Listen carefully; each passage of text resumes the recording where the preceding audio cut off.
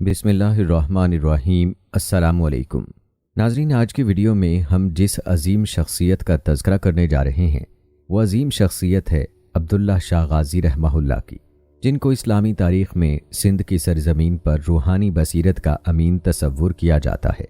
आपको बताते चलें, अब्दुल्ला शाह गाज़ी का मज़ार कराची के साहिली इलाके क्लिफ्टन में वाक़ है, जहाँ पर ना सिर्फ कराची बल्कि मुल्क भर से अक़ीदतमंद हाज़िरी देते हैं।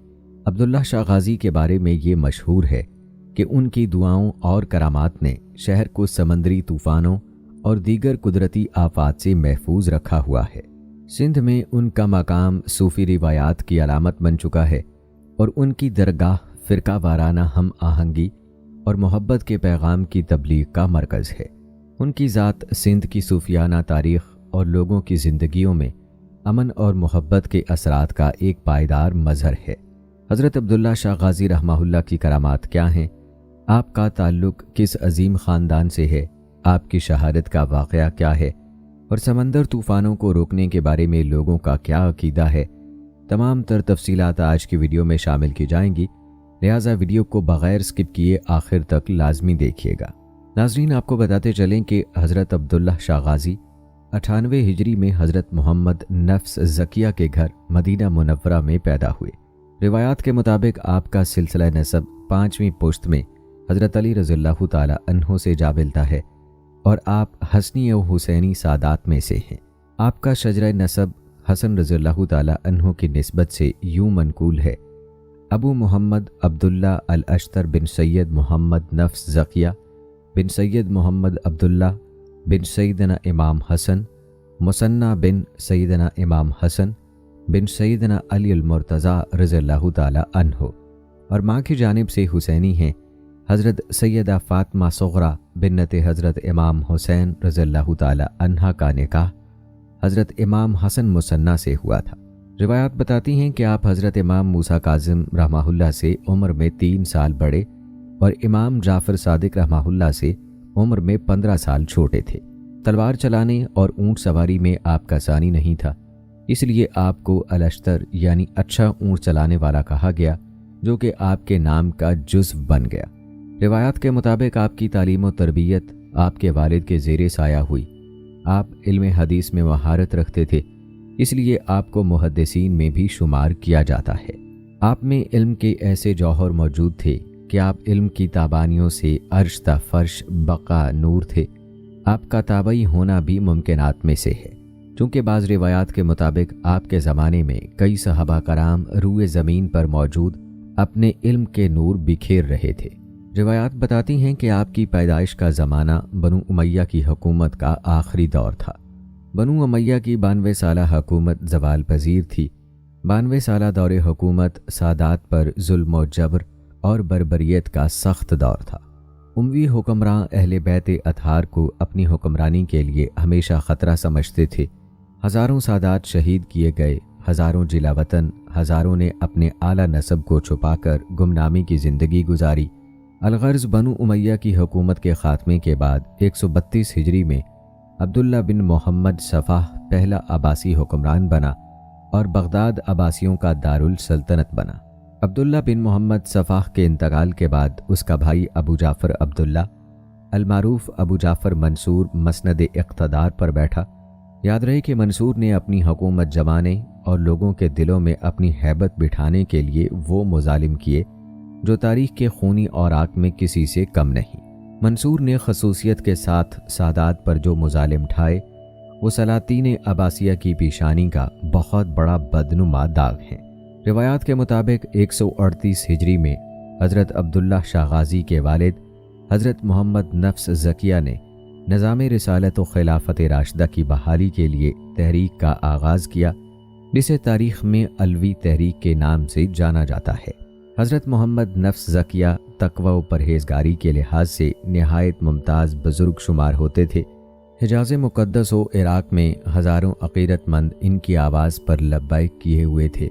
इसके अलावा हज़रत इमाम मालिक रहमहुल्लाह ने भी आपकी हिमायत में फ़तवा जारी किया था।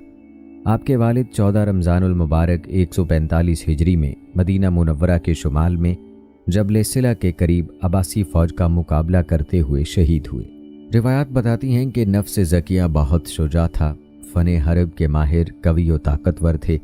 انہوں نے خود ایک بڑی فوج سے مقابلہ کیا تھا، لیکن حضرت محمد نفس زکیہ نے اپنے بیٹے عبداللہ الاشتر کو سندھ اور بھائی حضرت سید ابراہیم کو بصرہ کی جانب روانہ کر دیا تھا۔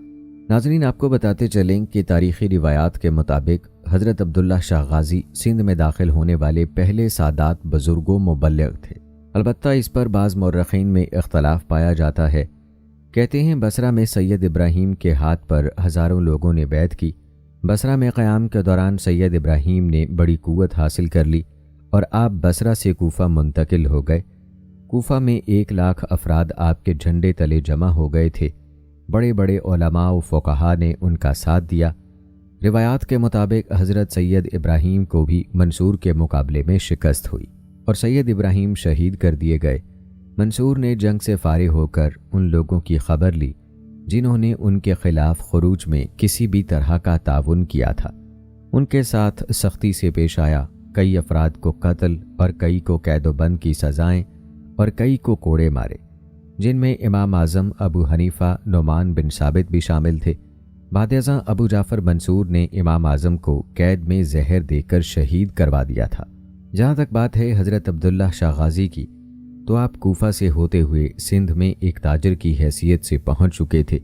روایات بتاتی ہیں کہ اس وقت سندھ میں گورنر عمر بن حفص تھا، جو سادات سے بڑی عقیدت رکھتا تھا۔ اگرچہ آپ کے والد نے آپ کو خلافت علوی کے نقیب کے طور پر سندھ بھیجا تھا، مگر آپ نے اپنی زیادہ توجہ تبلیغ اسلام کی جانب مرکوز رکھی۔ مگر ایک دن موقع پا کر آپ کے ایک ساتھی نے گورنر سندھ عمر بن حفص کو سادات کی حکومت کے قیام میں مدد کی دعوت دی، جسے گورنر نے فوراً قبول کر لیا۔ کچھ دنوں بعد بغداد سے ایک تاجر بحری جہاز کے ذریعے سندھ پہنچا، جو اپنے ہمراہ گورنر کی بیوی کا خط گورنر کے لیے لایا تھا، جس میں اس کی بیوی نے لکھا کہ سید محمد نفس زکیہ ان کے بھائی سید ابراہیم عباسیوں کے ہاتھوں شہید ہو چکے ہیں۔ گورنر وہ خط حضرت عبداللہ شاہ الاشتر کے پاس لے کر گیا اور ان سے ان کے والد اور چچا کی شہادت پر تعزیت و افسوس کا اظہار کیا۔ خط و حالات سن کر آپ غمگین ہو گئے، تو اس موقع پر عمر بن حفص نے آپ کو حوصلہ دیتے ہوئے کہا کہ آپ رنجیدہ نہ ہوں، میں آپ کو یہاں کے ایک ہندو راجا کے پاس بھیج دیتا ہوں، جو اگرچہ اپنے ہندو نظریے پر قائم ہے، مگر رسول اللہ صلی اللہ علیہ وآلہ وسلم اور ان کی آل کا بے حد احترام کرتا ہے، اور وہ آپ کو بڑے احترام سے رکھے گا، اور وہ خود مختار ہے، اس لیے حکمراں اسے کسی بات پر مجبور نہیں کریں گے۔ الغرض عبداللہ شاہ غازی نے گورنر سندھ کی مدد سے ساحلی ریاست جانے کا فیصلہ کیا۔ روایات بتاتی ہیں کہ راجا نے آپ کو خوش آمدید کہا اور انتہائی عزت و احترام کے ساتھ پیش آیا اور آپ کے مشن میں شریک سفر ہو گیا۔ تقریباً 4 سال آپ راجا کے مہمان رہے۔ کہتے ہیں راجا آپ کے حسن اخلاق و کردار سے متاثر ہو کر آپ کا نیازمند ہو گیا اور اپنی بیٹی آپ کے عقد میں دے دی، جس سے ایک بیٹا پیدا ہوا جس کا نام محمد ابو الحسن رکھا۔ یہاں تقریباً 400 افراد مشرف با اسلام ہوئے۔ آپ نے اہل سندھ کے اندر دین متین کی تبلیغ کے ساتھ ساتھ ان کے معاشی اور معاشرتی حقوق اور سماجی انصاف کے لیے بھی شعور اجاگر کیا۔ مورخین کا ماننا ہے کہ عبداللہ شاہ غازی رحمہ اللہ کا سندھ اور خاص طور پر کراچی کی زندگیوں پر گہرا اور دیر پا سماجی و ثقافتی اثر ہوا۔ ان کی شخصیت اور کرامات کے اثرات نے ان علاقوں کی روحانی فضا کو منفرد بنایا اور ان کی درگاہ مختلف طبقوں کے لوگوں کے لیے عقیدت کا مرکز بن گئی۔ مورخین کے مطابق سندھ اور کراچی کے عوام میں عبداللہ شاہ غازی کے تعلق کو مضبوط بنانے میں ان کی درگاہ نے اہم کردار ادا کیا ہے، جو نہ صرف روحانی سکون کا ذریعہ ہے بلکہ ثقافتی تنوع کا مظہر بھی ہے۔ ہر سال لاکھوں زائرین ان کے مزار پر حاضری دیتے ہیں، جو مختلف ثقافتی اور مذہبی پس منظر رکھتے ہیں، اور یہ روایت سندھ کی سماجی ہم آہنگی کو فروغ دیتی ہے۔ ناظرین، حضرت عبداللہ شاہ غازی کی زندگی نے بھی سندھ پر سماجی اثرات مرتب کیے، اور اب عبداللہ شاہ غازی کے مزار پر منعقد ہونے والا سالانہ عرس بھی سماجی میل جول اور ثقافتی تقاریب کا محور مانا ہے، جس میں مختلف مقامی روایات، عقائد اور فنون پیش کیے جاتے ہیں۔ یہ موقع صرف مذہبی رسومات تک محدود نہیں بلکہ علاقائی میل جول، ثقافتی تبادلے اور سندھ کی تاریخی روایات کی نمائندگی بھی کرتا ہے۔ آپ رحمہ اللہ کے مزار کی موجودگی نے سندھ کی تاریخ میں مذہبی اور سماجی ہم آہنگی کو فروغ دیا ہے، اور ان کی تعلیمات اور کرامات نے سندھ کے معاشرتی تانے بانے کو مضبوط بنایا ہے۔ ان کی درگاہ پر مختلف زبانیں، ثقافتیں اور فرقے اکٹھے ہوتے ہیں، اور یہی وجہ ہے کہ عبداللہ شاہ غازی کی شخصیت کو ایک ہمہ گیر اور روحانی شخصیت کے طور پر یاد کیا جاتا ہے۔ آپ کو بتاتے چلیں کہ عبداللہ شاہ غازی کو سمندر کی حفاظت کرنے والے ولی کے طور پر بھی مانا جاتا ہے، اور کراچی کے باسیوں کے مطابق ان کی کرامتوں سے سمندری طوفانوں اور دیگر قدرتی آفات سے حفاظت ہوتی ہے۔ اس عقیدے نے ان کے مزار کو ساحلی علاقے میں بسنے والوں کے لیے ایک روحانی مرکز بنا دیا ہے۔ سمندری طوفانوں سے حفاظت کی کرامت پر ہم آگے چل کر تفصیلی بات کریں گے۔ روایات بتاتی ہیں کہ 151 ہجری میں ابو جعفر منصور کو معلوم ہوا کہ عبداللہ شاہ الاشتر سندھ میں مقیم ہیں، جس پر منصور کی پریشانی بڑھتی جا رہی تھی۔ وہ حضرت عبداللہ شاہ غازی کو سندھ میں عباسی حکومت کے لیے خطرہ محسوس کر رہا تھا، لہٰذا اس نے گورنر عمر بن حفص سے جواب طلبی کی اور اسے گورنر سندھ سے معزول کر کے افریقہ کا گورنر بنا کر افریقہ بھیج دیا، اور حشام بن عمر تغلبی کو سندھ کا نیا گورنر بنا کر خصوصی ہدایات کے ساتھ بھیجا کہ عبداللہ شاہ غازی کو گرفتار کرو، اور راجہ کی طرف سے کسی قسم کی رکاوٹ ہو تو راجہ کو قتل کر دیا جائے۔ مگر حشام بن عمر، جو خود بھی سادات کا احترام کرتا اور ان سے دلی عقیدت رکھتا تھا، اور پھر عبداللہ شاہ الاشتر کی سندھ میں غیر معمولی شہرت و مقبولیت کی وجہ سے گورنر حشام بن عمر بھی انہیں گرفتار کرنے میں تردد کا شکار رہا۔ مختلف ہیلوں اور بہانوں سے عبداللہ شاہ غازی کی گرفتاری سے متعلق ابو جعفر منصور کو ٹالتا رہا۔ ناظرین، بعض اہل علم نے لکھا ہے کہ گورنر سندھ حضرت عمر بن حفص کا مطیع ہونا اور آپ رحمہ اللہ کی گرفتاری کے احکامات ٹالنا، آپ رحمہ اللہ کو بحفاظت دوسری ریاست میں بھیجنا، یہ سب غیبی آنت تھی۔ جیسا کہ پہلے بھی ذکر ہوا کہ خلیفہ منصور آپ سمیت تمام سادات کے قتل کے درپے تھا۔ اس نے اطلاع ملنے پر بارہا حضرت عبداللہ شاہ غازی رحمہ اللہ کو گرفتار کرنے کے احکامات دیے، لیکن قدرت نے جو کام آپ سے لینا تھا اس کے لیے پورا اہتمام کیا گیا تھا۔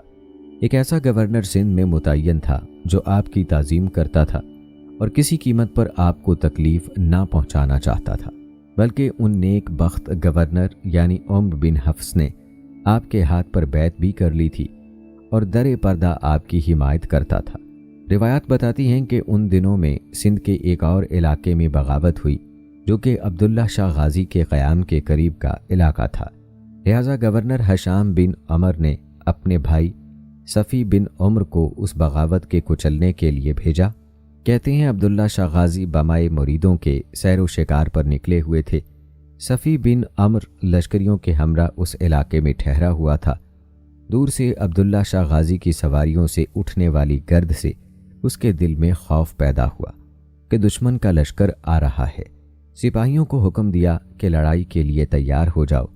جب حضرت عبداللہ شاہ غازی قافلے کے قریب آئے تو لشکریوں نے آپ کو پہچان لیا اور صفی کو بتایا کہ یہ تو حضرت عبداللہ شاہ غازی الاشتر ہے، اہل بیت کے خاندان سے ہے۔ سابقہ گورنر عمر بن حفص نے ان کے ہاتھ پر بیعت کی اور موجودہ گورنر حشام بن عمر بھی ان کے عقیدت مندوں میں سے ہے اور یہاں شکار کی غرض سے آتے رہتے ہیں، مگر صفی نے اپنے لوگوں کی باتوں پر دھیان نہیں دیا، بلکہ اس نے حضرت عبداللہ شاہ غازی سے گرفتاری دینے یا جنگ کے لیے پیغام دیا۔ آپ جنگ کے لیے تیار نہ تھے، حالانکہ صفی اہل بیت کے شہزادوں کی تلوار بازی کو اچھی طرح جانتا تھا، لیکن صفی نے اپنے لشکر کے ساتھ آپ پر حملہ کر دیا۔ آپ اپنے 9 ساتھیوں کے ہمراہ تھے، دونوں فریق آمنے سامنے ہوئے۔ آپ نے بڑی جمع مردی کے ساتھ ایک بڑے لشکر کا مقابلہ کیا، باوجود اس کے کہ مقابل ایک فوجی لشکر تھا، مگر آپ کے مختصر لشکر کے سامنے آنے کی طاقت نہیں رکھتا تھا۔ مقابل لشکر نے ایک ساتھ آپ پر حملہ کیا، آپ زخمی ہوئے۔ شاہی لشکر کے لوگ میدان چھوڑ کر بھاگ رہے تھے کہ ایک ظالم نے پیچھے سے تلوار کا وار کر کے آپ کو شہید کر دیا۔ انا للہ و انا الیہ راجعون۔ کہتے ہیں جب قرب و جوار کے لوگوں کو آپ رحمہ اللہ کی شہادت کے واقعے کا علم ہوا तो बड़ी तादाद में लोग जमा हो गए। उधर सफ़ी ने अपने भाई गवर्नर हशाम बिन अम्र को उसकी इत्तला दी। गवर्नर कुछ बोल नहीं सका क्योंकि ये अब्बासी हुक्मरान अबू जाफ़र मंसूर के हुक्म की बजा आवरी थी। उसने उसकी इत्तला बगदाद में अबू जाफ़र मंसूर को दी। उधर आपके मुरीद आपके जस्दे मुबारक को छुपाकर दूर एक ऊंची पहाड़ी पर ले गए और उसी पहाड़ी पर आपको सुपुर्दे खाक किया गया। कहा जाता है कि यह पहाड़ी कराची के क्लिफ्टन की पहाड़ी है। उस वक्त ये एक मछेरों की छोटी सी बस्ती हुआ करती थी। कई कई मील कोई आबादी नहीं थी। बहरी आमदो रफ्त भी उस वक्त सिर्फ दीबल मौजूदा बिन कासिम पोर्ट पर हुआ करती थी। एक रिवायत यह भी है कि आपके सर मुबारक को तन से जुदा करके बगदाद अबू जाफ़र मंसूर के दरबार में भेजा गया। फिर बगदाद से मदीना मुनव्वरा में जन्नतुल बकी में दफन किया गया। कहते हैं आपकी शहादत के बाद अबू जाफ़र मंसूर को ये खदशा था कि लोग आपके साहबजादे मोहम्मद अबू अल हसन को आपका जानशीन न बना लें, जो आपके ससुर राजा साहब के पास अपनी वालिदा साहिबा के हमरा मुकीम था। लिहाजा हशाम बिन अम्र ने 151 हिजरी में ही राजा साहब की रियासत पर हमला कर दिया। खूनरेज मार्का आराई में राजा को कत्ल और रियासत पर कब्जा कर लिया गया। आपकी अहलिया मोहतरमा और बेटे को पहले बगदाद फिर मदीना मुनव्वरा भिजवा दिया गया। जहाँ तक हज़रत अब्दुल्ला शाह गाजी के मज़ार का जिक्र है तो कहते हैं कि तवील अरसे तक मुरीद आपकी कब्र मुबारक के करीब ही रहते थे, जिसे मुरीदों ने लकड़ियों और पत्तों से बनाया हुआ था, क्योंकि मुरीदैन को ये डर था कि कहीं अब्बासी यानी सरकारी अहलकार जिसमें अथर को कब्र से निकाल कर बगदाद ना ले जाएं या नामालूम मकाम पर मुंतकिल ना कर दें। रिवायात बताती हैं कि हज़रत अब्दुल्ला शाह गाजी रहमाहुल्लाह के मुरीदों ने पहाड़ी चोटी को अपना मस्कन बनाया और उसी पहाड़ी पर सकूनत पजीर हो गए। भूख और प्यास के आलम में आपके मुरीदैन इंतहाई परेशान थे। दूर दूर तक मीठे पानी का कोई बंदोबस्त नहीं था। ऐसे में हज़रत अब्दुल्ला शाह गाजी रहमाहुल्लाह के एक मुरीद को ख्वाब में बशारत हुई कि अल्लाह पाक ने तुम्हारी मुश्किल हल फरमा दी है और तुम्हारे लिए पहाड़ी से पीने का पानी का चश्मा जारी कर दिया है। मुरीदैन जब फजर की नमाज के बाद पहाड़ी से नीचे उतरे तो नीचे पानी का एक चश्मा उबल रहा था। मुरीदैन ने सैर होकर खारे पानी के दरमियान उबलने वाले मीठे चश्मे से सैर होकर पानी पिया और बहुत अरसे तक उस चोटी पर मुकीम रहे। फिर उन्हीं मुरीदैन और ज़ायरीन ने उसी टीले पर अब्दुल्ला शाह गाजी रहमाहुल्लाह का मज़ार तामीर करवाया। रिवायात के मुताबिक ज़िलहज 151 हिजरी में आप रहमाहुल्लाह की शहादत हुई और कराची के साहिली इलाके क्लिफ्टन में आप रहमाहुल्लाह का मज़ार आज भी मौजूद है। अल्लाह ताला से दुआ है कि अल्लाह ताला आप रहमाहुल्लाह की कब्र मुबारक को मुनव्वर फरमाए। आमीन या रब्बुल आलमीन। नाज़रीन, अब बात करते हैं उन लोगों की जिनका मानना है कि अब्दुल्ला शाह गाजी ने कराची की जानिब आने वाले समंदरी तूफ़ान को थाम रखा है। मौर्रिख और शहरी मनसूबा बंदी के माहिर आरिफ हसन के मुताबिक कराची वालों के लिए अब्दुल्ला शाह गाजी रहमाहुल्लाह पीर की हैसियत रखते हैं, जिन्हें शहर का पैट्रन सेंट कहा जाता है। आपको बताते चलें कि अब्दुल्ला शाह गाजी रहमाहुल्लाह के मुरीदों और कराची के मकामी लोगों में एक रिवायत नस्ल दर नस्ल चली आ रही है। उनके मुरीद इस बात पर मुकम्मल यकीन रखते हैं कि बुजुर्ग के तहफ़्फ़ुज़ में होने की वजह से इस शहर को कोई नुकसान नहीं पहुंचता। उन लोगों के मुताबिक अल्लाह के वली बंदे अब्दुल्ला शाह गाजी रहमाहुल्लाह की कराची आमद से पहले कराची बहुत तूफ़ानों की जद में रहता था और उनकी दुआओं के तुफ़ैल से ये शहर कराची आज तक समंदरी तूफ़ान और हर किस्म की समंदरी बलाओं से बचा हुआ है। कराची में शदीद तूफ़ान की कई पेशगोइयाँ हुईं, मगर कोई भी तूफ़ान साहिल से टकराने से पहले ही मर गया। किसी ने अपना रुख तब्दील कर लिया, किसी की शिद्दत कराची से टकराने से पहले इतनी कम हो गई कि कराची महफूज ही रहा। इस हवाले से एक हिकायत यूं बयान की जाती है।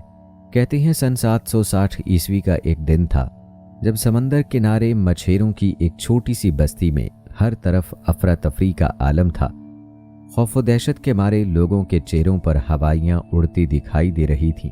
कुछ लोग अपनी कश्तियों को बांधने और शिकार की गई मछलियों को महफूज करने की कोशिशों में मसरूफ़ थे। कुछ सहमे हुए लोग अपने अपने झोंपड़ों में अपने सामान की हिफाजत में मसरूफ़ थे।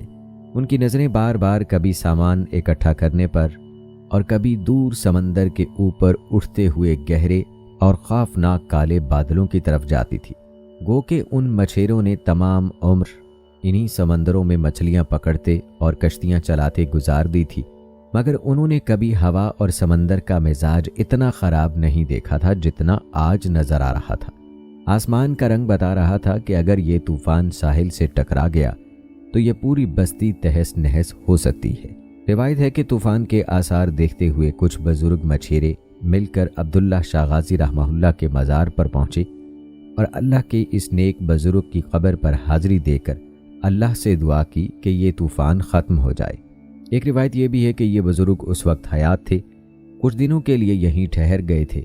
मछेरों ने जब उन बुजुर्ग से दुआ की दरख्वास्त की तो वो अपनी झोंपड़ी से बाहर आए, पहाड़ी पर चढ़कर आसमान की तरफ हाथ उठाकर दुआ की, या अल्लाह इस तूफ़ान को ख़त्म फरमा दें, और समंदर की तरफ रुख किया।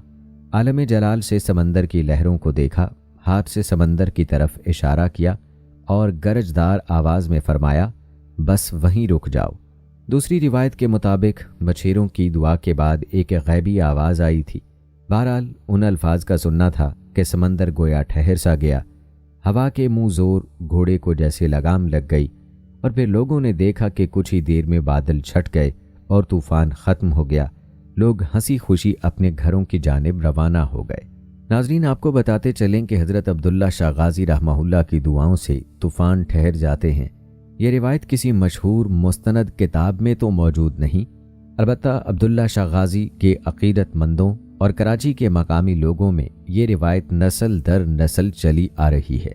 अल्लाह के वली बंदे अब्दुल्ला शाह गाजी के कराची आमद से पहले कराची बहुत तूफ़ानों की जद में रहता था, और उनकी दुआओं के तुफैल से ये शहर कराची आज तक समंदरी तूफ़ान और हर किस्म की समंदरी बला से बचा हुआ है। आइए आपको कराची में समंदरी तूफ़ानों की मुख्तसर तारीख़ बताते हैं, जिसको लोग अपने इस अकीदे के जवाज़ में बयान करते हैं। ज़राए के मुताबिक 1985 में एक तूफ़ान कराची की जानिब बढ़ा था और कराची के जनूब में 100 किलोमीटर दूर ही कमज़ोर होकर ख़त्म हो गया था। इसी तरह नवंबर 1993 में कैटेगरी 1 का तूफ़ान मुड़कर सिंधु गुजरात सरहद के करीबी साहिल से टकराया। ये तूफ़ान कराची में सिर्फ बड़े पैमाने पर बारिश की वजह ही बना था। इसी तरह जून 1998 में कैटेगरी 3 का समंदरी तूफ़ान कराची की जानिब आते आते जनूब मशरकी सिंध की तरफ बढ़ गया। सिवाय चंद मुछेरों के कोई बड़ा जानी नुकसान ना हुआ। इसके अलावा मई 1999 में कैटेगरी 3 का समंदरी तूफ़ान कराची के करीब टकराया। इस समंदरी तूफ़ान ने सिंध के साहिली इलाकों को काफ़ी नुकसान पहुंचाया।